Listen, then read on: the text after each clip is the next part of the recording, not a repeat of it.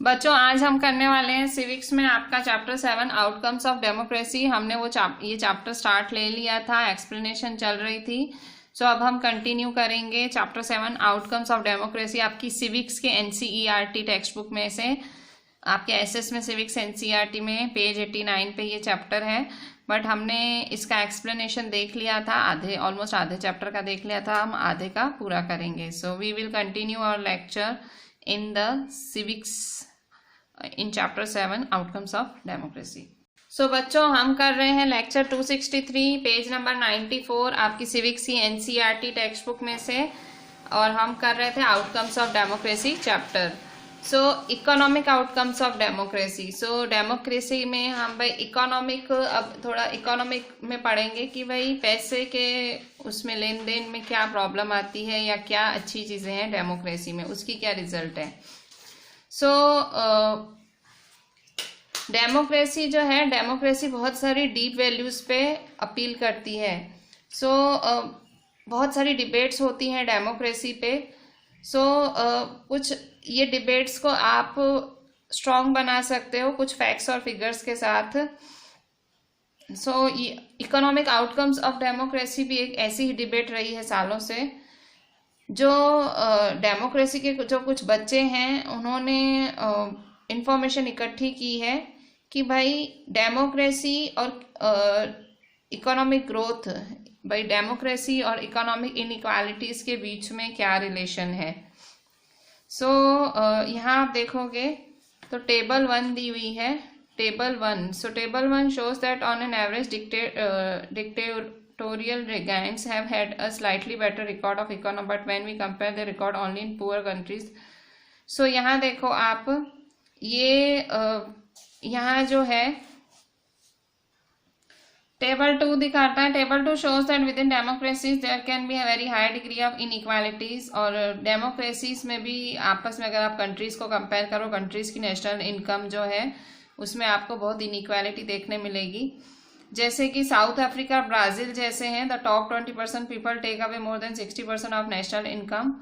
जो south Africa, Brazil जैसी countries हैं जिसमें जो ऊपर के 20% के लोग होते हैं, जो अमीर लोग होते हैं 20%, वो नेशनल इनकम का 60% से ज़्यादा शेयर वो ले जाते हैं, और वो जो नीचे की पॉपुलेशन होती है उसके लिए 3% भी नहीं छोड़ते हैं। डेनमार्क, हंगरी में यहाँ से बेटर हालात है, ब्राज़ील, साउथ अफ्रीका में। यहाँ पे अमीर और गरीबों में थोड़ा सा इक्वल डिस्ट्रीब्यूशन है। अगर आप यहाँ देखो, एक कार्टून भी बना हुआ है साइड में कि किस तरह से गरीबों के लिए कम अपॉर्चुनिटीज़ हैं। सो यहाँ ये गरीबों के बच्चे हैं। सो ये पुअर किड्स हैं, यहाँ दिखाया गया है कार्टून में। कितना मतलब गरीब का बच्चा, उसका हाउसिंग नहीं है, हेल्थ केयर नहीं है, स्कूलिंग नहीं है, हंगर, ठीक है, हंगर है। सो गिरता रहा, बिल्कुल गिर गया गरीब का बच्चा, ठीक है। सो ये कार्टून से दिखाया गया कि इकोनॉमिक इनइक्वालिटी कितनी है। और यहाँ पेज 94 पे टेबल 1 में दिखाया है कि ये सारी कंट्रीज का इकोनॉमिक ग्रोथ, जो डेमोक्रेटिक कंट्री हैं उनका ग्रोथ रेट है 3.95। जो डिक्टेटर वाली कंट्रीज हैं वहाँ का इकोनॉमिक ग्रोथ है 4.42। जो गरीब देश हैं डिक्टेटरशिप के अंदर, वहाँ का इकोनॉमिक ग्रोथ 4.34 है, और जो गरीब देश हैं डेमोक्रेसी के अंदर, वहाँ का इकोनॉमिक है 4.28। तो आप देख सकते हो गरीब देशों में कुछ ज़्यादा फर्क नहीं है, जो ठीक ठाक देश हैं उनमें थोड़ा सा फर्क है परसेंटेज का। डिक्टेटर वो कंट्री होती है जो एक जने के अंडर होती है, और डेमोक्रेसी वो होती है जहाँ बहुत सारे मिनिस्टर्स होते हैं। सो ये है पेज 94। सो इकोनॉमिक इनइक्वालिटी तो एग्जिस्ट करती है, और यहाँ पे आप देख सकते हो ये सारे देश हैं जो कि डेमोक्रेटिक देश हैं, और यहाँ पे टॉप 20% इतनी इनकम ले जाते हैं देश की, मतलब टॉप 20% अमीर लोग देश की इतनी इनकम वो ले जाते हैं, और यहाँ पे बॉटम 20% इतनी ही इनकम लेते हैं, ठीक है। सो कुछ आप इस पेज पर कुछ खास नहीं था। पेज 95 पे आ जाते हैं, reduction of inequality and poverty. So inequality और पावर्टी कैसे कम हो। सो डेवलपमेंट से ज़्यादा डेमोक्रेसी से एक्सपेक्ट किया जाता है। देखो, डेमोक्रेसी से एक चीज़ तो एक्सपेक्ट की जाती है, अगर मेरा देश डेमोक्रेटिक है तो मैं एक्सपेक्ट करूँगी डेवलपमेंट हो, पर उससे भी ज़्यादा मैं मेरे देश से एक्सपेक्ट करूँगी कि जो इकोनॉमिक डिस्पैरिटीज़ हैं, ये जो आर्थिक भेदभाव है कि कोई बहुत ज़्यादा अमीर कोई बहुत ज़्यादा गरीब, एटलीस्ट वो थोड़ा बैलेंस कर दे मेरा देश। Even when a country achieves economic growth, will wealth be distributed in such a way that all citizens will have a share and lead a better life? अगर कोई देश इकोनॉमिक ग्रोथ कर रहा है पर जो पैसा आ रहा है वो क्या सारे सेक्शंस में इक्वली डिस्ट्रीब्यूट हो रहा है? क्या हर सेक्शन अच्छी लाइफ जी रहा है? और do democracies lead to a just distribution of goods and opportunities? या डेमोक्रेसी सिर्फ इसीलिए है कि भाई वो सिर्फ चीज़ों का और अपॉर्चुनिटीज़ का एक चीज़ों का और अपॉर्चुनिटीज़ का एक जस्ट डिस्ट्रीब्यूशन कर रही हैं, जस्ट मतलब सबको न्याय दे रही हैं। जो डेमोक्रेसी है, डेमोक्रेसी किस पे बेस्ड है? Democracy are based on political equality. Democracy किस पे बेस्ड है? पॉलिटिकल इक्वालिटी पे बेस्ड है। और सारे individuals have equal weight in electing representatives. सारे इंडिविजुअल्स को पूरा हक है रिप्रेजेंटेटिव्स इलेक्ट करने का। Parallel to the process of bringing individuals into political arena on an equal footing we find growing economic inequalities. ये एक है कि भाई पॉलिटिक्स में जैसे सबको इक्वल राइट है, पर साथ साथ में हमारे देश में इकोनॉमिक इनइक्वालिटीज भी बहुत बढ़ती जा रही हैं। A small number of ultra rich enjoy highly disproportionate share of wealth and incomes. ये हमारे देश की सच्चाई है कि कुछ अल्ट्रा रिच लोग, मतलब सुपर रिच लोग, इतने ज़्यादा उनको वेल्थ है, उतनी ज़्यादा इनकम है, और इनकी इनकम इतनी है कि वो किसी छोटे देश की टोटल इनकम है। ठीक है। और जो हमारी सोसाइटी के बॉटम पे हैं, मतलब जो बिल्कुल जो गरीब जाति है, हमारे देश के जो गरीब लोग हैं, उनके पास जो बेसिक चीज़ें हैं वो भी नहीं है जीने के लिए, और उनकी इनकम कम होती जा रही है। इवन जो गरीब लोग हैं वो कई बारी अपनी बेसिक ज़रूरतें भी नहीं पूरी कर पाते हैं। रोटी, कपड़ा, मकान, एजुकेशन, हेल्थ, ये बेसिक चीज़ें नहीं पूरी कर पाते हैं। अगर आप देखो, डेमोक्रेसी की बातें तो अच्छी लगती हैं, पर अगर आप एक्चुअल लाइफ में देखो तो democracies do not appear to be very successful in reducing economic inequalities. Actual life में तो ठीक है, बट एक्चुअल लाइफ में जो डेमोक्रेसीज हैं वो बहुत सक्सेसफुल नहीं हैं इकोनॉमिक इनइक्वालिटीज रिड्यूस करने के लिए। जो पुअर है, जो गरीब लोग हैं, वो वोटर्स का सबसे बड़ा हिस्सा वही हैं, और कोई पार्टी वोट्स लूज नहीं करना चाहती, पर फिर भी जो सरकार आती है उन्हें पता है देश में सबसे ज़्यादा गरीब लोग ही हैं, पर वो लोग उनकी प्रॉब्लम्स को सॉल्व नहीं करते। हमारी कंट्री में तो सिचुएशन ख़राब है, पर जो और कंट्रीज़ हैं जैसे Bangladesh, in Bangladesh more than half of its population lives in poverty. हमारे देश से भी बुरी हालत है बांग्लादेश की, आधे से ज़्यादा जनता पॉवर्टी में है। और भी people in several poor countries are now dependent on the rich countries even for food supplies. और इतने गरीब देश तो ऐसे हैं जहाँ पे खाने के लिए दूसरे रिच कंट्रीज पे डिपेंड रहना पड़ता है। ठीक है। ये एग्जाम्पल्स भी आप देखते हो डेली लाइफ में, आप न्यूज़ में भी सुनते हो कि किस तरह से कुछ अमीर देश गरीब देशों को खाना भेजते हैं। बच्चों, अब हम पीछे पेज 96 पे आते हैं। जो इकोनॉमिक इनइक्वालिटी की बात हो रही है वो यहाँ आप देख लो। ये इस फोटो में बहुत अच्छे से दिखाया गया है। ये पूरा वर्ल्ड का वेल्थ है, ये पूरी दुनिया का पैसा है, और ये दुनिया का इतना हिस्सा, इतना पैसा है, 50%, ये देखो फटे हाल है, मतलब 50% गरीब हैं, ये 50% गरीब हैं, और दुनिया की इतनी दौलत सिर्फ इन 50% गरीबों के पास है। ये दुनिया के वो 2% अमीर हैं जो दुनिया का पूरा पैसा ये लेके बैठे हैं। ये आप इस पिक्चर में इनइक्वालिटी, ये इसका जो वेट ज़्यादा दिखा है, इसका वेट नहीं, ये गरीबों की संख्या दिखाई गई है। 50% गरीब हैं जो इतने पैसे में अपना गुजारा कर रहे हैं, और ये पूरी दुनिया की इनकम है। और जो ये इतनी इनकम रही, ये जो 2% अमीर हैं, ये इनके लिए है। ठीक है, इतनी ज़्यादा दुनिया में भेदभाव है पैसे का। ठीक है, सो अकोमोडेशन ऑफ सोशल डाइवर्सिटी। अब इसमें सोशल मतलब जो सोशली जो डाइवर्स रीजन्स भी हैं, सोशल डाइवर्सिटी भी इसके अंदर आती है आउटकम्स ऑफ डेमोक्रेसी में। तो जो डेमोक्रेसीज हैं, क्या डेमोक्रेसीज में शांति है, क्या डेमोक्रेसीज में भाईचारा है सिटीजन्स के बीच में? ये हमारी एक्सपेक्टेशन रहती है कि भाई डेमोक्रेसी है तो डेमोक्रेसी में शांति और भाईचारा होना चाहिए। Democracy should practice a harmonious social life. Even आपने अगले चैप्टर्स में भी देखा है कि जो डेमोक्रेसीज हैं वो अकोमोडेट करती हैं बहुत सारे सोशल डिविजन्स। आपने फर्स्ट चैप्टर में देखा था किस तरह से बेल्जियम ने नेगोशिएट किया था डिफरेंस अपनी पॉपुलेशंस के बीच में। बेल्जियम में भी जो भेदभाव था वो बेल्जियम वालों ने बहुत ही समझदारी से सुलझाया था, जबकि श्रीलंका में तो झगड़े ही हो गए थे। Democracies usually develop a procedure to conduct their competition. This reduces possibility of these tensions becoming explosive or violent. Democracies में अलग अलग तरीके होते हैं compete करने के, अलग अलग तरीक़ों से compete किया जाता है। क्योंकि कंपटीशन रहता है, कंपटीशन में यही रहता है जो जीता उसी की बाजी।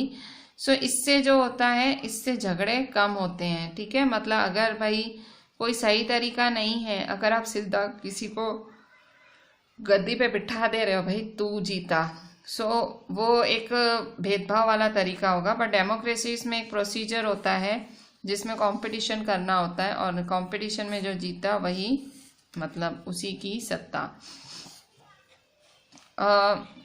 और एक और बात, कोई भी सोसाइटी मतलब कोई भी जगह पे आप जो भेदभाव है पूरी तरह से ख़त्म नहीं कर सकते हो। भेदभाव मतलब झगड़े, अंदर अंदर जो झगड़े हैं वो पूरी तरह से ख़त्म नहीं कर सकते हो। कोई भी सोसाइटी पूरी तरह से झगड़े नहीं ख़त्म कर सकती है, पर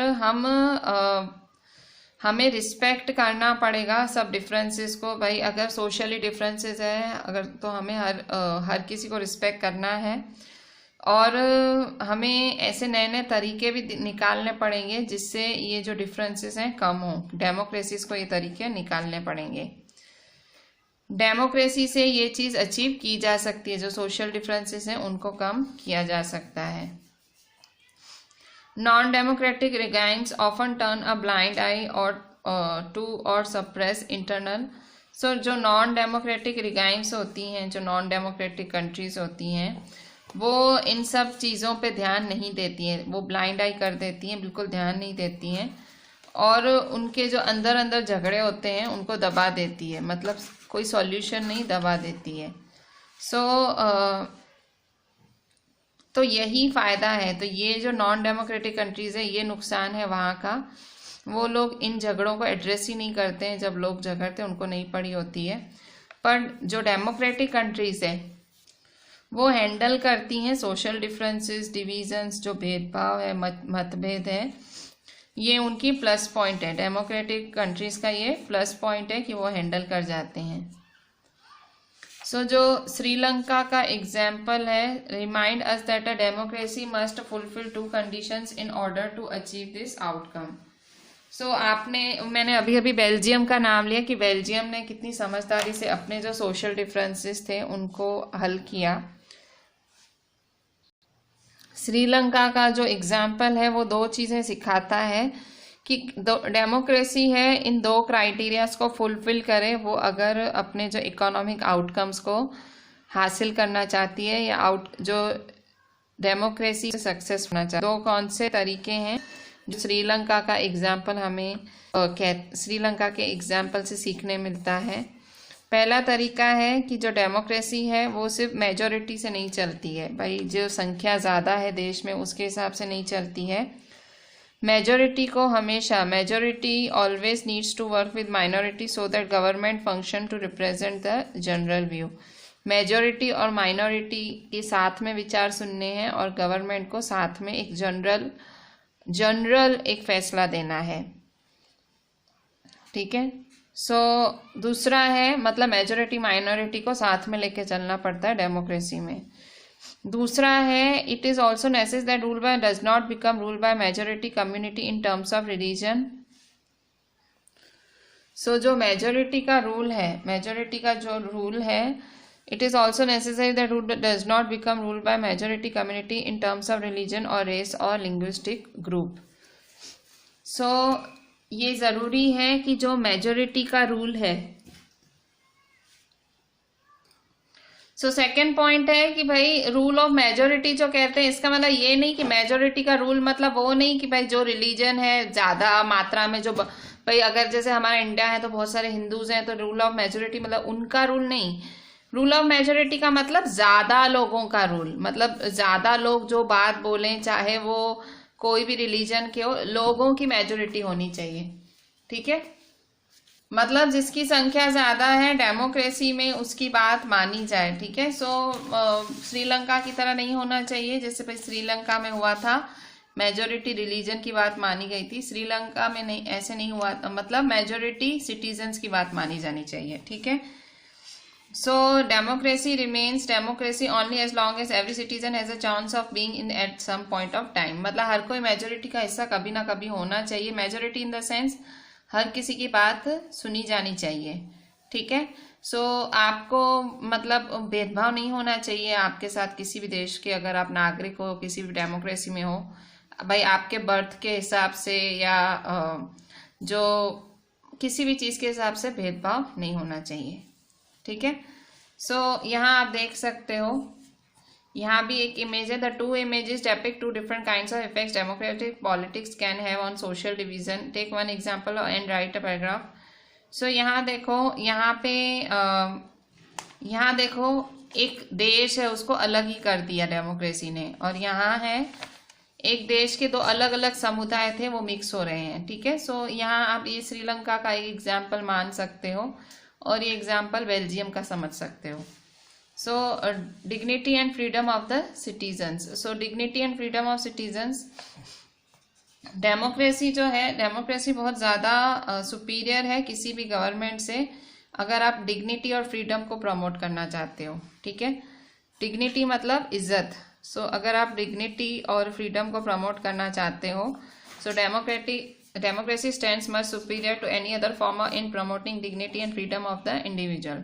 Every individual wants to receive respect from fellow beings. जो हर इंडिविजुअल है, हर कोई रिस्पेक्ट चाहता है कि उसके जो फेलो बींग्स हैं, उसके जो पार्टनर्स हैं, उन्हें रिस्पेक्ट मिले। Often conflicts arise among individuals because some feel that they are not created with due respect. So conflicts जो हैं, झगड़े जो हैं इंडिविजुअल्स के बीच में होते हैं क्योंकि कईयों को लगता है कि उनको इज्जत नहीं दी जा रही है, उनको रिस्पेक्ट नहीं दी जा रही है। So the passion for respect and freedom are on the basis of democracy, ठीक है। सो झगड़े क्यों होते हैं? क्योंकि कईयों को होता है कि रिस्पेक्ट नहीं मिल रही है। The passion for respect and freedom are on the basis of democracy.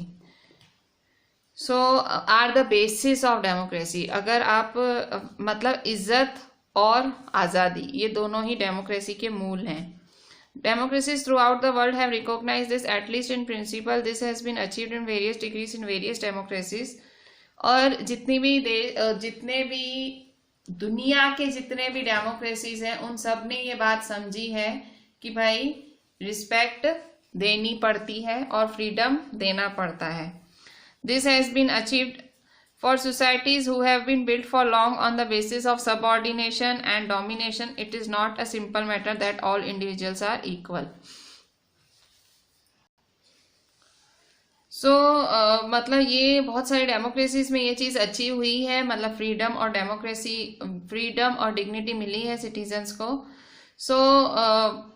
अगर जो भी सोसाइटी बनी है, जो समाज बना है, जो सबऑर्डिनेशन और डोमिनेशन पे बना है, तो सारे इंडिविजुअल्स वहाँ इक्वल नहीं हो सकते। मतलब जहाँ पे भाई एक समाज को, एक वर्ग को ऊपर रखा है, सबऑर्डिनेट मतलब भाई राजा महाराजा या कोई एक डिक्टेटर टाइप वाला समाज रहा है, या एक किसी कास्ट को ऊंचा मानने वाला, रिलीजन को ऊंचा मानने वाला समाज रहा है, सो वहाँ के जो इंडिविजुअल्स हैं कभी भी इक्वल फील नहीं कर पाते हैं। Take the case of dignity of woman, most societies across the world were historically male dominated societies. So आप अगर वुमन की डिग्निटी की बात करो, अगर आप औरतों की इज्जत की बात करो, तो जो बहुत सारी सोसाइटीज़ हैं पूरी दुनिया में, most societies across the world were historically male dominated societies. So अगर आप औरतों की इज्जत की बात करो तो जो भी सोसाइटीज़ हैं पूरी दुनिया में वो मेल डोमिनेटेड रही हैं शुरू से। मतलब आप पूरी दुनिया की बात कर लो, सिर्फ इंडिया की नहीं, मेल डोमिनेटेड रही हैं, मतलब और जो मर्द हैं वो आगे रहे हैं। Long struggles by womens have created some sensitivity today that respect to end. So जो औरतें हैं, औरतों ने जो इतने लंबे स्ट्रगल्स किए हैं, सो आज कुछ सेंसिटिविटी आई है। that respect to and equal treatment of women are necessary ingredients of a democratic society. So बहुत औरतों ने बहुत पापड़ बेले हैं, बट उसके बाद ही जो औरतों को है अब थोड़ा सा इक्वल ट्रीटमेंट मिल रहा है। मतलब एक डेमोक्रेटिक सोसाइटी का ये भी मूल है, वहाँ की औरतों को इक्वल ट्रीटमेंट मिलता है, रिस्पेक्ट मिलती है। ठीक है, अगर आप कोई ऐसे देश देखो जहाँ पे डिक्टेटरशिप है, डेमोक्रेसी नहीं है, वहाँ औरतों को रिस्पेक्ट और इक्वल ट्रीटमेंट नहीं मिलता है। भले डेमोक्रेसीज में भी आज भी भेदभाव है अंदर ही अंदर, but democracies are way better than other form of government. So actually that does not mean that women are actually always treated with it, but once the principle that it becomes easier for women to wage a struggle against what is now unacceptable legally and morally. ऐसा नहीं है कि democracies में औरतें एकदम मस्त बहुत अच्छा जी रही हैं या बहुत ज़्यादा उनका भला हो गया है, बट अगर कोई देश, अगर डेमोक्रेसी मतलब कोई देश के अंदर डेमोक्रेसी है तो वो लीगल हो जाता है। औरत के साथ अगर भेदभाव होता है तो वो आवाज़ उठा सकती है, ठीक है, उसके लिए आसान हो जाता है। पर देश में अगर डेमोक्रेसी नहीं है तो वो औरत अपने लिए आवाज़ क्या उठाएगी। सो नॉन डेमोक्रेटिक सेटअप में क्या होता है कि उसको वो लीगल भी नहीं जा सकती, उसके साथ भेदभाव कुछ नहीं बोल सकती है। सो इसीलिए मतलब डेमोक्रेसी वे बेटर है औरतों के लिए भी। The same is true in case caste inequalities. So caste inequalities, जो कास्ट के हिसाब से जो भेदभाव होता है, सो उसमें भी यही होता है। Democracy in India has strengthened the claims of disadvantage and discriminate caste for equal status and equal opportunity. So India की जो डेमोक्रेसी है, सो उसने जो डिस्क्रिमिनेटेड कास्ट है, डिस्क्रिमिनेटेड कास्ट मतलब जो भाई जो लो स्ट्रेटा पे आती हैं कास्ट हमारे देश में, सो वो कास्ट जिनके साथ भेदभाव होता है, जो डिसएडवांटेज कास्ट हैं, तो उनको और स्ट्रेंथन किया, उन कास्ट को हमारी डेमोक्रेसी ने बढ़ावा दिया है आगे की तरफ। डिसएडवांटेज कास्ट है उनको बढ़ावा दिया है ताकि उनको इक्वल स्टेटस मिले और इक्वल अपॉर्चुनिटी मिले। So there are instances still of caste based inequalities, atrocities, but these lack the moral and legal foundations. So ऐसे बहुत सारे किस्से हैं जिसमें कास्ट के हिसाब से इनइक्वालिटीज़ होती हैं, कास्ट के हिसाब से एट्रोसिटीज़ होती हैं, पर मोरल और लीगल फाउंडेशंस इन सब में नहीं है। मोरल और लीगल फाउंडेशंस मतलब जैसे अभी भी हमारे देश में या किसी भी काफ़ी देश ऐसे डेमोक्रेसी है पर भेदभाव है। जैसे अमेरिका में काले और गोरों के बीच भेदभाव है, हमारे देश में क्या कहा जाता है कि दलित वर्ग है उनके साथ भेदभाव है। सो ऐसे भेदभाव अभी भी हैं, पर अगर वो भेदभाव इसलिए होते हैं क्योंकि वो लोग अपना जो लीगल उनका जो, क्योंकि लीगली बहुत ज़्यादा एक्टिव है डेमोक्रेसी ने इन वर्गों के लिए बहुत ज़्यादा नियम और लॉज बनाए हैं। अगर उन्हें ये लॉ पता होंगे तो वो अपना बेहतर कर पाएंगे। Perhaps it is the recognition that makes ordinary citizens value their democratic rights. So democracy आपको रिकॉग्नाइज कराती है आपकी राइट्स के बारे में, जो एक अधिकार है, जो नॉर्मल अधिकार है, मानव अधिकार है, वो सब आपको डेमोक्रेसी से ही मिलते हैं. सो और अगर आप डेमोक्रेसी में रहते हो तो उसके एक्सपेक्टेशंस भी होंगे और आप अपने देश को जज भी करोगे. डेमोक्रेसी की बात एक सबसे ये बात निराली है कि डेमोक्रेसी का एग्जाम कभी ख़त्म ही नहीं होगा. मतलब डेमोक्रेसी को हर बारी खुद को प्रूव करना ही पड़ेगा. डेमोक्रेसी एक टेस्ट पास करती है, उसके सामने एक नई टेस्ट होती है. सो जैसे थोड़ा फ़ायदा लोगों को मिलता है डेमोक्रेसी में रहने से, अगर थोड़ा फ़ायदा मिल रहा है तो आपको और फ़ायदा चाहिए, और फ़ायदा चाहिए. और इसीलिए जब लोग डेमोक्रेसी के बारे में पूछते हैं, मतलब अगर आपसे पूछा जाता है कि आप क्या चाहते हो आपके देश में, तो आपके दिमाग में बहुत सारे आइडियाज़ होते हैं. मतलब ये दिखाता है कि हमारी डेमोक्रेसी सही काम कर रही है, क्योंकि मतलब अभी भी डेमोक्रेसी में रूम ऑफ इम्प्रूवमेंट है. अगर लोग कंप्लेन कर रहे हैं, मैं डेमोक्रेसी में हूँ, मैं कंप्लेन कर रही हूँ, मतलब मैं कंप्लेन कर सकती हूँ, इसका मतलब यही बात है कि भाई डेमोक्रेसी काम कर रही है, डेमोक्रेसी सक्सेस है मेरे देश में. It shows that people have developed awareness and the ability to expect and to look critically at power holders and the high and mighty. मैं कंप्लेन कैसे कर सकती हूँ? जब मुझे पता है, मेरे में वो लॉजिक डेवलप हुआ है, मेरे में वो दिमाग आया है कि मैं सबको जज कर पाऊँ. अब public expression of dissatisfaction with them shows the success of democratic project. It transforms people from the status of subject into that of a citizen. So अगर पब्लिक अपना डिससेटिस्फैक्शन दिखाएगी, पब्लिक दिखाएगी कि मैं डिससेटिस्फाइड हूँ डेमोक्रेसी से, सो यही एक डेमोक्रेसी की जीत है. लोगों का जो लोग जहाँ सब्जेक्ट होते हैं, सब्जेक्ट मतलब प्रजा नहीं है, अब लोग क्या हो जाते हैं, एक सिटीजन हो जाते हैं. वो सब्जेक्ट से सिटीजन हो जाते हैं. प्रजा कब होती है, सब्जेक्ट कब होता है, जब आप राजा एक जना होता है, पर जब डेमोक्रेसी होती है आप सिटीजन होते हो, आप नागरिक होते हो. Most individuals today believe that their vote makes a difference to the way government is and to their own self interest. आज भी लोग मानते हैं, बहुत सारे लोग मानते हैं कि उनके वोट से फ़र्क पड़ेगा, एक वोट से फ़र्क पड़ेगा, गवर्नमेंट अच्छे से चलेगी और उनका भी फ़ायदा होगा, भला होगा. इस तरह से ये आउटकम्स ऑफ डेमोक्रेसी चैप्टर है कि डेमोक्रेसी है तो क्या क्या फ़ायदे हैं. तो आपने सब बहुत सारे फ़ायदे गिने कि भाई वुमन, कास्ट, ठीक है. बहुत इकोनॉमिक डिस्पैरिटीज़ देखी आपने, अच्छी चीज़ें भी देखी, बुरी चीज़ें भी देखी. तो आउटकम्स ऑफ डेमोक्रेसी मतलब डेमोक्रेसी है तो उसकी रिजल्ट क्या है, मतलब उसके फ़ायदे, उसके नुकसान क्या है, हमने वो देखा. चैप्टर पूरा हो रहा है एक और कार्टून के साथ. यहाँ कार्टून है रोज़ा पार्क्स का. ये जो आपके कुछ पिछले स्टैंडर्ड्स में ये एक स्टोरी आपने रोज़ा पार्क की पढ़ी थी. रोज़ा पार्क एक ब्लैक लेडी थी और ऐसा था कि वहाँ आपको सीट खाली कर देनी पड़ती थी वाइट्स के लिए, पर रोज़ा पार्क ने अपनी बस की सीट खाली नहीं की. उसने कहा मैं ये सीट नहीं दूंगी, मैंने पैसे पे किए हैं और मैं पहले बैठी हूँ, मैं सीट नहीं दूंगी. ठीक है.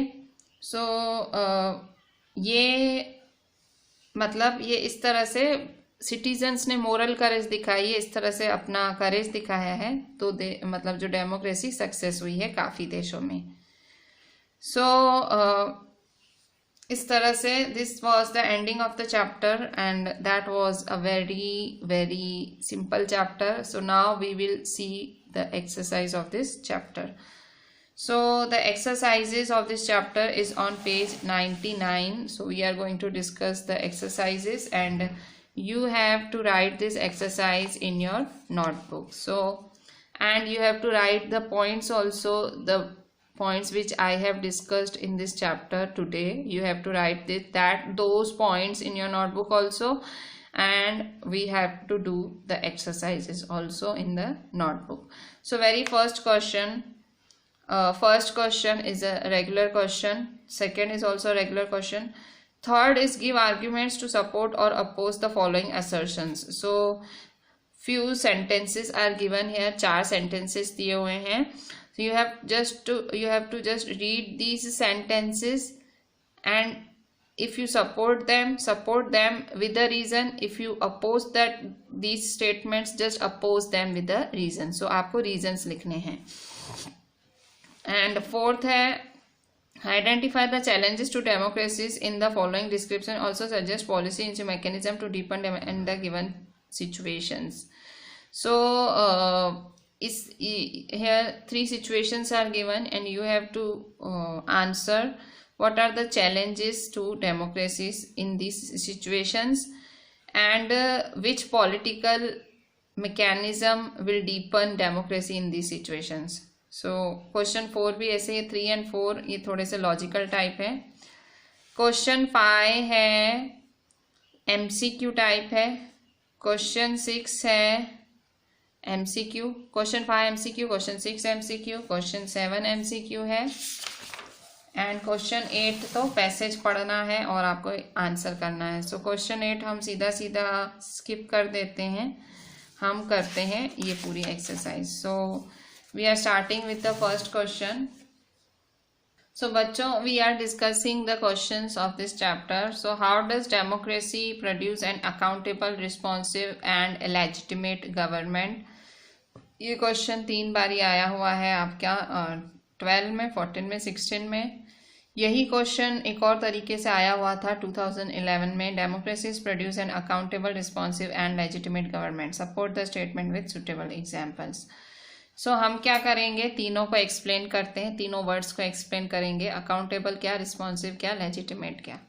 सो अकाउंटेबल गवर्नमेंट क्या है. Democracy produces an accountable government. Remember, आप जब हेडिंग डाल रहे हो अकाउंटेबल गवर्नमेंट, इसके बाद आप पॉइंट्स में लिखो, ठीक है.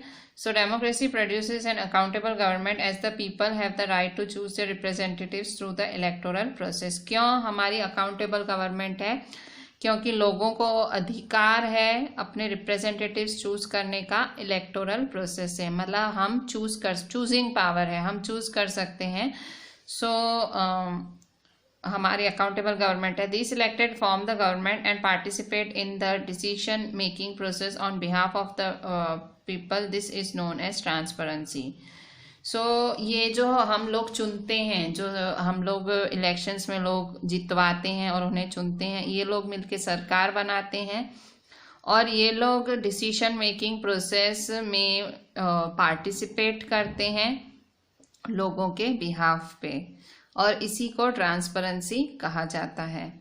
अगर ये इलेक्टेड रिप्रेजेंटेटिव ढंग से काम नहीं करेंगे तो जो लोग हैं उन्हें people have a chance to not, so next election में चांस नहीं मिलेगा. तो अकाउंटेबल गवर्नमेंट वो होती है जिसमें वोटिंग होती है. अकाउंटेबल गवर्नमेंट में लोगों को राइट होता है, अधिकार होता है रिप्रेजेंटेटिव्स को चूज करने का.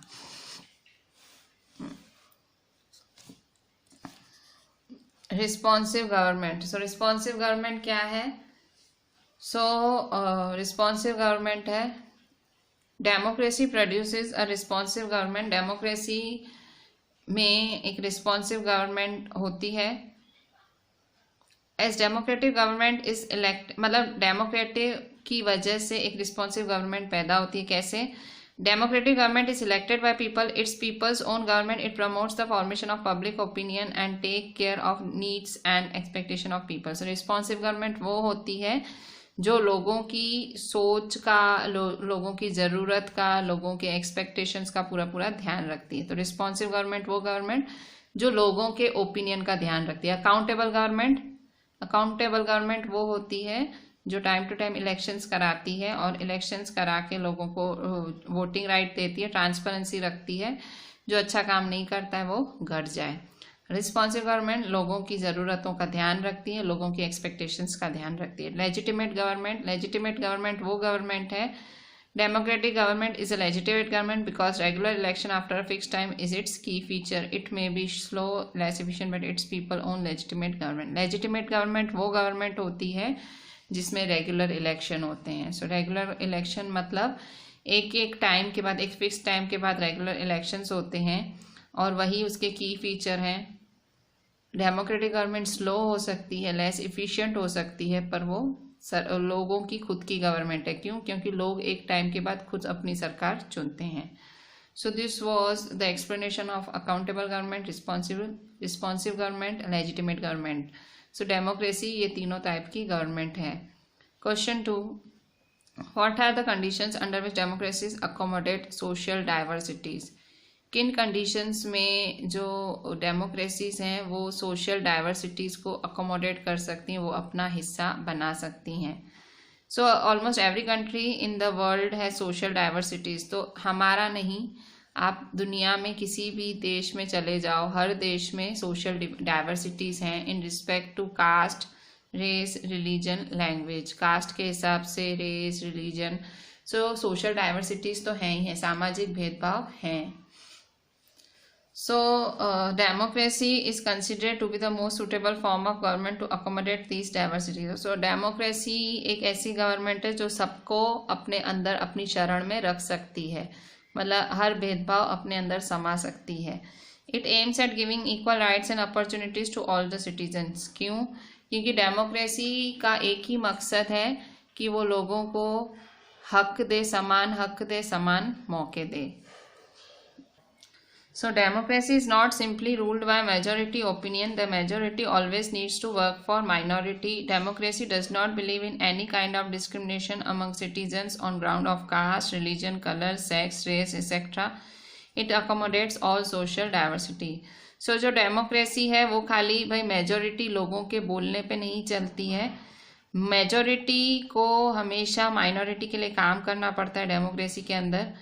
डेमोक्रेसी किसी भी तरह के डिस्क्रिमिनेशन में नहीं मानती है अपने जो नागरिक हैं उनमें, कास्ट, रिलीजन, कलर, सेक्स या रेस, मतलब उसको हर सोशल डाइवर्सिटी को अपने अंदर समाना पड़ता है। सो क्या कंडीशंस है, डेमोक्रेसी कैसे अपने अंदर अकोमोडेट कर सकती है? सो उसे डेमोक्रेसी को एम करना पड़ेगा, डेमोक्रेसी को लक्ष्य बनाना पड़ेगा इक्वल राइट्स को और अपॉर्चुनिटीज़ को। उसको इक्वल राइट्स और इक्वल अपॉर्चुनिटीज़ हर सिटीज़न को देनी है, और जो मेजॉरिटी है उसको माइनॉरिटी के साथ मिलके काम करना है। Question 3, give arguments to support और oppose the following assertions. So आपको ये हमने 4 जो है आर्ग्यूमेंट्स दे रहे हैं, तो आपको इन्हें सपोर्ट भी करना है या आप उसको अपोज भी कर सकते हो। कुछ यहाँ पे आपको पॉइंट्स लिखी हुई हैं। पहली पॉइंट है, industrialised countries can afford democracy but the poor need dictatorship to become rich. अब देखो इसमें क्या लिखा हुआ है, जो ऑलरेडी जिन कंट्रीज में इंडस्ट्रीज हैं उन कंट्रीज में ही डेमोक्रेसी अच्छी चलती है, पर जो गरीब लोग हैं उन्हें तो डिक्टेटरशिप ही चाहिए, तानाशाही चाहिए अमीर होने के लिए। So are you in support of this statement? So इसका आंसर लिखते हैं, democracy means every citizen take part in decision making process either directly और through the elected representatives. Under पहले तो आपने दोनों को एक्सप्लेन करना है कि डेमोक्रेसी क्या है। डेमोक्रेसी मतलब हर सिटीजन पार्ट लेता है डिसीजन मेकिंग प्रोसेस में, चाहे डायरेक्टली हो इनडायरेक्टली हो, अपने इलेक्टेड रिप्रेजेंटेटिव्स के थ्रू। डिक्टेटरशिप में जबकि सारे पावर्स जो होते हैं एक ही आदमी के पास होते हैं और वही सारे इंपॉर्टेंट निर्णय लेता है। किसी भी देश का economic development does not depend on the democratic setup of the government. कोई भी कंट्री है उसका economic development of a country does not depend on the democratic setup of the government. So किसी भी देश का इकोनॉमिक डेवलपमेंट डिपेंड नहीं करता है डेमोक्रेटिक सेटअप पे। It depends on several other factors like country's population size, global situation, cooperation from other countries, economic priorities adopted by the country, etc. So जो economic development है किसी भी देश का वो डिपेंड नहीं करता है डेमोक्रेटिक सेटअप पे। बहुत और भी फैक्टर्स होते हैं, मतलब डेमोक्रेसी पे ही इकोनॉमिक स्टेबिलिटी डिपेंड नहीं करती। और कौन कौन से फैक्टर्स हैं, कंट्री की पॉपुलेशन क्या है, देश ग्लोबल सिचुएशन क्या है, मतलब पूरी दुनिया का उस टाइम सिचुएशन क्या चल रहा है, दूसरे देश कैसे कोऑपरेट करते हैं आपके साथ, आपके देश के साथ, और देश में जो इकोनॉमिक प्रायोरिटीज़ हैं वो क्या हैं, जो रूल्स हैं क्या हैं। तो अगर आप डेमोक्रेसी और डिक्टेटरशिप को कंपेयर करो 1950 से 2000 तक, तो आप देखोगे कि जो डिक्टेटरशिप वाली कंट्रीज़ हैं उन्होंने ज़्यादा फ़ायदा किया है पैसों के मामले में। पर अगर आप लेस डेवलप्ड कंट्रीज़ को कंपेयर करो तो ये डिफरेंस बहुत ज़्यादा कम है। लेस डेवलप मतलब गरीब देशों को, आप गरीब डिक्टेटर देशों को कंपेयर करो और आप गरीब डेमोक्रेटिक देशों को कंपेयर करो तो ये डिफरेंस कोई बहुत ज़्यादा नहीं है। India being a third world nation now becomes one of the fast growing economics of the world. So जो अभी इंडिया है, इंडिया अब फास्टेस्ट ग्रोइंग इकोनॉमिक्स में अब शामिल हुआ है। इंडिया भी आगे बढ़ रहा है। अभी दूसरी तरफ अगर आप देखो तो जिम्बाब्वे जो है, जिम्बाब्वे एक बहुत ही अच्छा नेशन था, प्रॉस्परस नेशन था। पर जैसे ही जिम्बाब्वे में रॉबर्ट मुगाबे का रूल आया तो जिम्बाब्वे एकदम उस पर कर्जा आ गया। पहले जिम्बाब्वे बहुत ही प्रॉस्परस नेशन था, जिम्बाब्वे गरीब कब हुआ, रॉबर्ट मुगाबे का रूल आया। So it is not always proper to say that poor need dictatorship to become rich. भाई गरीब अमीर होंगे डिक्टेटरशिप के साथ, अगर ऐसा होता तो जिम्बाब्वे का हाल ऐसा नहीं होता। ठीक है। सो फर्स्ट वाले ए वाले स्टेटमेंट को आप अपोज कर रहे हो, क्यों? क्योंकि सही बात नहीं है कि डेमोक्रेसी है तो भाई फ़ायदे नहीं होंगे इकोनॉमिक और डिक्टेटरशिप में फ़ायदे। ऐसा होता तो जिम्बाब्वे में रॉबर्ट मुगाबे डिक्टेटर था, जिम्बाब्वे का बहुत बुरा हाल हुआ उसकी डिक्टेटरशिप में। बी क्वेश्चन देखते हैं। बी क्वेश्चन है democracies can not reduce inequality of incomes between different citizens. कह रहा है डेमोक्रेसी जो है रिड्यूस नहीं कर सकती इनकम की इनइक्वालिटी, मतलब गरीब और अमीर की जो इनकम की इनइक्वालिटी है। जैसे हमने एक आपके टेक्स्ट के अंदर भी देखा था कि भाई जो गरीब है उसके पास दौलत का बहुत कम हिस्सा है और जो पैसे हैं ज़्यादा अमीरों के पास हैं। सो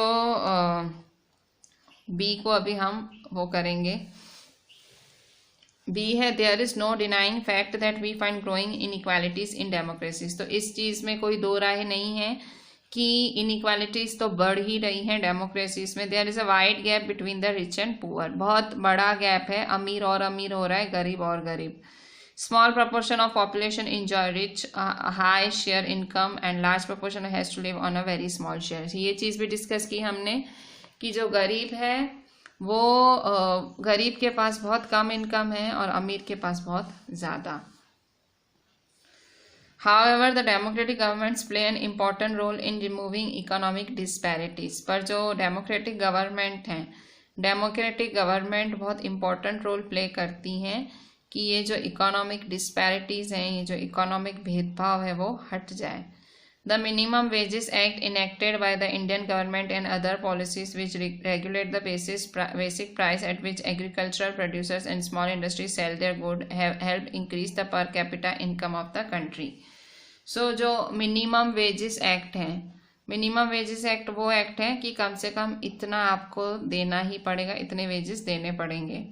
सो इंडियन गवर्नमेंट ने ये मिनिमम वेजेस एक्ट लगाई है और बाकी पॉलिसीज़ भी हैं जिससे जो एग्रीकल्चर प्रोड्यूसर्स हैं उनको बेसिक प्राइस मिलता रहे और जो छोटी छोटी इंडस्ट्रीज़ हैं वो अपना जो आइटम्स हैं वो बेच पाएँ और इससे जो देश की पर कैपिटा इनकम भी सुधरेगी।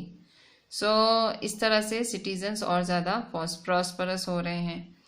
सो ये चीज़ को आप डिनाई भी नहीं कर सकते हो कि भाई भेदभाव बढ़ रहा है, पर ये भी चीज़ है कि गवर्नमेंट भी अपना काम कर रही है। तो यहाँ पे ना आपने सपोर्ट किया ना आपने अपोज किया। हाँ, शायद आपने सपोर्ट तो किया कि हाँ भाई बढ़ रही है, पर सामने फिर आपने लास्ट में लिखा कि गवर्नमेंट भी बहुत काम कर रही है। सी है government in poor countries should spend less on poverty reduction health education, spend more on industries and infrastructure. तीसरा पॉइंट है कि जो गरीब देशों की सरकारें हैं उनके पास पैसा पहले ही कम होता है, तो वो अपना पैसा गरीबी कम करने में या हेल्थ पे या एजुकेशन पे ना खर्चा करके उनको ये पैसा इंडस्ट्रीज बढ़ाने में और इंफ्रास्ट्रक्चर बढ़ाने में खर्चा करना चाहिए। सो इट इज़ द करेक्ट नहीं, ये बिल्कुल गलत है चीज़। आप गरीबी तो हटानी पड़ेगी, उसमें आपको इन्वेस्ट तो करना ही पड़ेगा। So industry and infrastructure are very important for the economic development of a nation. ज़रूरी है, मतलब इंडस्ट्री ज़रूरी है, इंफ्रास्ट्रक्चर ज़रूरी है किसी भी देश की इकोनॉमिक डेवलपमेंट के लिए। But these are not the only inputs needed for economic development of a country. पर ये दो इकलौती चीज़ें नहीं है जिनसे एक देश आगे बढ़ेगा। Human resource is the most important resource for any country. ये चीज़ याद रखना, ह्यूमन रिसोर्स, ठीक है। ह्यूमन रिसोर्स मतलब आप, मैं, हम सब। हम हैं तो देश है। So human resource is the most important resource for any country. Government in poor country should maintain a balance between investment on poverty, food, clothing, health, education, industries and infrastructure. अगर कोई गरीब देश की सरकार है, पैसा माप का है, तो उसको इन सब चीज़ों पे खर्चा करना है, उसको गरीबी भी कम करनी है, उसको हेल्थ भी देनी है, एजुकेशन भी देनी है, उसे इंफ्रास्ट्रक्चर, इंडस्ट्री सबका ध्यान रखना है। सो एक कंट्री को बैलेंस बनाए रखना पड़ता है, उसको हर सेक्टर में इन्वेस्ट करना पड़ता है अगर उसे ग्रो होना है तो। नेक्स्ट है, in democracy all citizens have one vote which means that there is absence of any domination and conflict. So democracy में हर एक सिटीजन के पास एक वोट होता है। इसका मतलब क्या हुआ, कोई भेदभाव नहीं, किसी का कोई पावर नहीं। ये सही बात है, ठीक है। हर सिटीजन के पास एक वोट होता है तो कम से कम झगड़े तो कम होते हैं। A democracy gives every citizen and every social group equal importance to avoid any domination and conflict in the society. Democracy है वो हर सिटीजन को और हर सोशल ग्रुप को इक्वल इम्पोर्टेंस देती है to avoid any domination and conflict in the society. Democracy है वो हर सिटीजन को अधिकार देती है कि कोई भी भेदभाव ना हो और कोई भी कॉन्फ्लिक्ट ना हो हमारे देश के अंदर। Since every citizen has one vote, political parties can not avoid any social group. क्योंकि हर सिटीजन के पास एक वोट होता है तो आप किसी को अवॉइड नहीं कर सकते हो। Political parties have to formulate which will benefit all the groups. तो पार्टीज को सब ग्रुप्स का ध्यान भी रखना पड़ता है। हम ऐसे नहीं बोल सकते कि भेदभाव नहीं है, झगड़े नहीं हैं, पर अगर ये तभी होगा जब एक सामाजिक ग्रुप दूसरे सामाजिक ग्रुप के सामने खड़ा हो जाएगा, ये भेदभाव तभी होंगे। डेमोक्रेसी खाली अवॉइड करती है कि ये चीज़ें ना हो। कैसे अवॉइड करती है, वो इक्वल वोटिंग राइट दे रही है, फ्रीडम दे रही है। डेमोक्रेसी ये चीज़ें अवॉइड करने की कोशिश कर रही है। पर अगर दो ग्रुप अपने पर उतरते हैं झगड़ा करने के लिए तो वो डेमोक्रेसी भी उसमें कुछ नहीं कर सकती, ठीक है। बट डेमोक्रेसी कई हद तक कॉन्फ्लिक्ट्स को रोकती है, ये हम बोल सकते। तो यस, हम इसके फेवर में हैं। Identify the challenges to democracy in the following descriptions and also suggest policy mechanism to deepen democracy in the given situation. A. Following a High Court directive, a temple in Odisha that had separate entry doors for Dalits and non-Dalits allowed entry for all from the same door. High court ने order pass किया। ओडिशा में एक temple था, वो temple क्या करता था, उसने 2 दरवाजे लगाए हुए थे। एक दरवाजे से जो जनरल पब्लिक है वो आती थी और एक दरवाजे से दलित आते थे। मतलब दोनों की एंट्री पॉइंट अलग थी देश में अंदर, मतलब अंदर मंदिर में आने के लिए। पर हाई कोर्ट ने बोला कि ये भेदभाव है, आपको एक ही एंट्री पॉइंट करनी पड़ेगी। यहाँ पे हाई कोर्ट को क्या चैलेंज आया होगा या क्या चैलेंज आया? चैलेंज आया होगा, challenge involve challenges of social inequality and untouchability. यही चैलेंज है, सामाजिक भेदभाव और छुआछूत। जहाँ दलित आते हैं वहाँ अनटचेबिलिटी होती है, सोशल इनइक्वालिटी है। Suggestion to check this challenge, a law has been pass to declare untouchability and a legal offence. इस चैलेंज को ओवरकम करने के लिए, मतलब ये सोशल इनइक्वालिटी, अनटचेबिलिटी को ओवरकम करने के लिए एक लॉ पास किया गया। हाई कोर्ट ने लॉ पास किया कि भाई अनटचेबिलिटी, छुआछूत एक लीगल ऑफेंस है, मतलब कानूनन अपराध है। अगर आप किसी के साथ भेदभाव कर रहे हो, वो दलित है, तो आप अपराध कर रहे हो। A large number of farmers are committing suicide in different states of India. देश के फार्मर सुसाइड कर रहे हैं इंडिया के अलग अलग हिस्सों में। इसके लिए आप क्या चैलेंज, हमारे लिए क्या चैलेंज क्या है और हमारे लिए सजेशन क्या है? अच्छा, तो चैलेंज क्या है? Challenge of poverty and economic inequalities. तो यहाँ क्या चैलेंज है? फार्मर क्यों आत्महत्या कर रहे हैं? गरीबी की वजह से और इकोनॉमिक भेदभाव की वजह से। सजेशन क्या दे सकते हो आप? To look into grievance of poor farmers, loan should be provided, मतलब उनको लोन दिए जाने चाहिए। और कोऑपरेटिव सोसाइटीज़ आगे आएँ जो फार्मर्स को हेल्प करें। कोऑपरेटिव सोसाइटीज़ वो होती हैं जो फार्मर्स को लोन देती हैं कम रेट ऑफ इंटरेस्ट पे। क्रॉप इंश्योरेंस पॉलिसी होनी चाहिए। क्रॉप इंश्योरेंस पॉलिसी मतलब क्रॉप फार्मर को भर के मिलना चाहिए अगर फसल फेल हो जाए तो। सो ये सब कर सकती है सरकार। थर्ड है सी है following allegation of killing of 3 civilians in Gandwara in a fake encounter by Jammu and Kashmir police, an inquiry has been ordered। मतलब 3 जम्मू कश्मीर की पुलिस ने 3 सिविलियंस को, मतलब 3 नागरिकों को फेक एनकाउंटर में मार दिया। सिंपली उन्हें मार दिया ताकि वो मतलब उनको बिना किसी दोष के पुलिस ने उन पे गोलियां चला दी। सो इंक्वायरी बिठाई गई है उस पर। सो इसमें आप क्या, इसमें चैलेंज क्या है और सजेशन क्या है? सो चैलेंज है challenge to preserve the people trust in government agencies like police. अब इसमें चैलेंज यही है कि पुलिस पे कैसे विश्वास करे कोई, मतलब पुलिस ही ऐसा कर रही है। सजेशन क्या है? To check such challenges in a demo the law should be amended, law को सुधारना पड़ेगा हमें, so that police do not take law and order in their hand, should have a reasonable behaviour towards the. थोड़ा सुधारा करना पड़ेगा law में। Police के लिए कुछ और नए कानून लाने पड़ेंगे कि वो लोग सिविलियंस के साथ एक अच्छे से बिहेव करें। अब हम जो है MCQs भी सॉल्व कर लेते हैं एंड ये 3 MCQs के साथ हमारा चैप्टर भी पूरा। ठीक है, सो MCQs है 5th नंबर।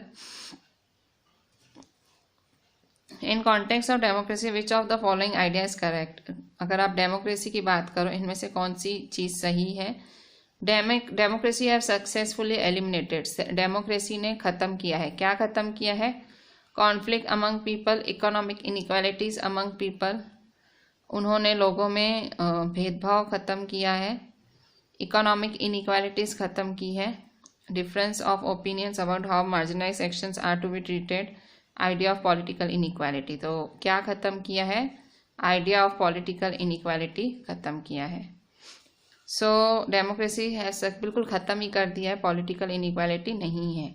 कॉन्फ्लिक्ट तो है, इकोनॉमिक इनइक्वालिटी भी है, आज भी लोगों के बीच में भेदभाव है, पर ये चीज़ पूरी ख़त्म हो गई है, political inequality. In contest of assessing democracy which among the following is odd one out. Democracies need to ensure, democracies को क्या इंश्योर करना है? फ्री एंड फेयर इलेक्शंस, हाँ उन्हें करने हैं। ये इंश्योर ऑड वन आउट करना है, मतलब जो गलत चीज़ है उसे आउट करो। सो डेमोक्रेसी को free and fair elections ensure करने हैं, डिग्निटी ऑफ इंडिविजुअल इंश्योर करनी है, इक्वल ट्रीटमेंट बिफोर लॉ। ये चीज़ गलत है, मेजोरिटी रूल डेमोक्रेसी को इंश्योर नहीं करना है। 7th, democracies on political and social inequalities in democracy show studies on political and social inequalities in democracy show that जो स्टडी की गई है पॉलिटिकल और सोशल इनइक्वालिटीज पे डेमोक्रेसी में, वो क्या दिखाती है? Democracy and development go together, inequality exist in democracies, inequality do not exist under dictatorship better than democracy. तो ये पाया गया है कि इनइक्वालिटी है, इकोनॉमिक इनइक्वालिटी है। सो बी वाला करेक्ट है। So this is my ending of this lecture. Just do each and everything properly, write each and everything properly. Please कुछ भी मतलब आप लोग कुछ भी गपचाना मत, सब लिखना, ठीक है? Just WhatsApp me the entire thing. Thank you.